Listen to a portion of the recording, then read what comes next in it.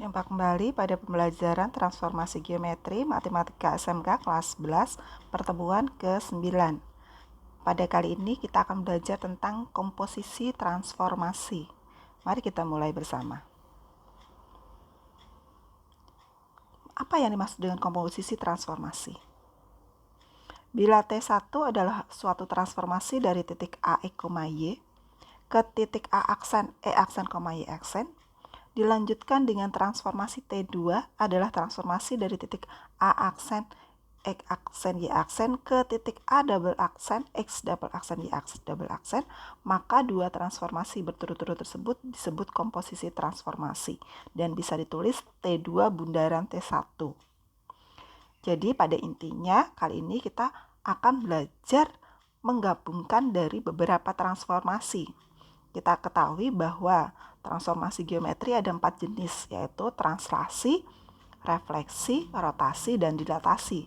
Kita akan menggabungkan bagaimana jika suatu titik ditransformasi lebih dari satu jenis. Mungkin satu jenis yang sama tapi dua kali transformasi, atau dua jenis transformasi yang berbeda. Mari kita mulai. Paling tidak kita harus tetap mengingat rumus-rumus yang kita pelajarin kemarin. Kemarin ada rumus translasi, bahwa translasi hanya menyumblahkan saja, lebih mudah. Lalu ada beberapa rumus refleksi terhadap sumbu X, sumbu Y sama dengan X, Y sama dengan min X, garis X sama dengan M, dan garis Y sama dengan N. Lalu ada rumus praktis tentang rotasi yang kemarin sudah kita gunakan. Rotasi terhadap searah putaran jarum jam maupun berkebalikan arah putaran jarum jam dengan sudut istimewa. Ini juga jangan sampai dilupakan. Lalu yang terakhir adalah rumus dilatasi. Bahwa dilatasi dengan pusat 0,0 dan faktor skala K, maka rumusnya cukup X aksen adalah K kali X, Y aksen K kali Y. Atau jika terhadap pusat A, B, maka rumusnya E aksen adalah K X min A plus A, dan Y aksen adalah K Y min B plus B. Nah, jadi jangan sampai dilupakan rumus-rumus pada 4 jenis transformasi yang kita pelajari pada pertemuan yang lalu.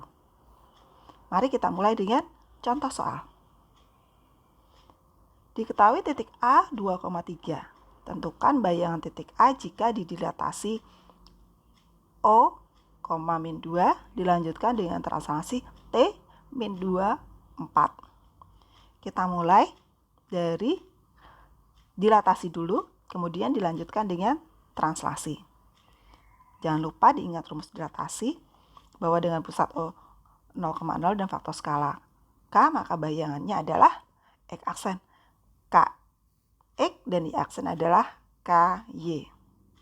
Titiknya adalah 2,3 dan faktor skalanya adalah min 2. Maka X aksennya menjadi K kali X, yaitu X aksennya adalah K-nya min 2, X-nya adalah 2.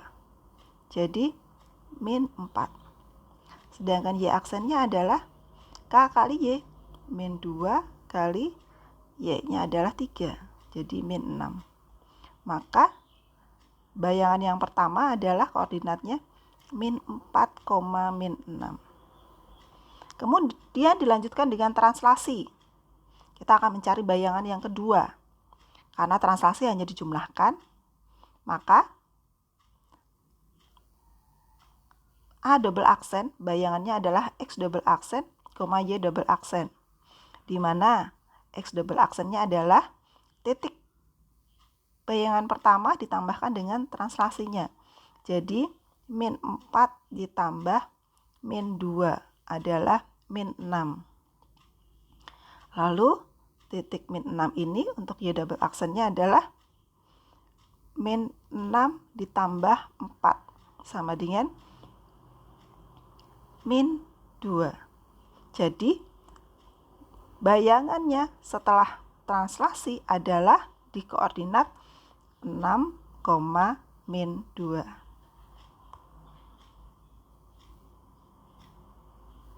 Contoh berikutnya. Tentukan bayangan titik Q 2,-3 jika dirotasi sejauh 90 derajat dengan pusat rotasi O 0,0 dilanjutkan dengan refleksi terhadap garis Y sama dengan X. Sebelumnya, ingat dulu rumusnya bahwa titik P, E, Y dirotasi sejauh 90 derajat atau minus 270 dengan pusat rotasi O 0,0, maka bayangannya adalah P aksen min Y, X. Kalau titik Q-nya adalah 2,-3, dirotasikan sejauh 90 derajat, bayangannya adalah P aksen min Y, X.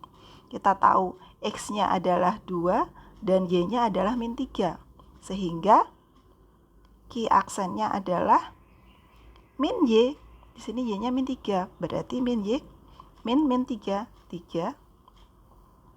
Dan koma X-nya tetap 2. Selanjutnya, dilanjutkan dengan refleksi terhadap garis Y sama dengan X. Kita tahu rumus refleksi terhadap garis Y sama dengan X. Rumusnya bahwa titik P, saya tulis di sini, P, X, Y, kalau direfleksikan terhadap garis Y sama dengan X, maka bayangannya P aksen adalah Y, X. Cukup dibalik saja antara Y dan X. Maka bayangannya Q double aksennya adalah cukup kita balik Y dan X-nya 2,3. Jadi titik Q 2,-3 setelah dirotasi sejauh 90 dengan pusat rotasi O dilanjutkan dengan refleksi terhadap garis Y sama dengan X, bayangannya adalah titik 2,3. Demikian pembelajaran kali ini. Selamat belajar.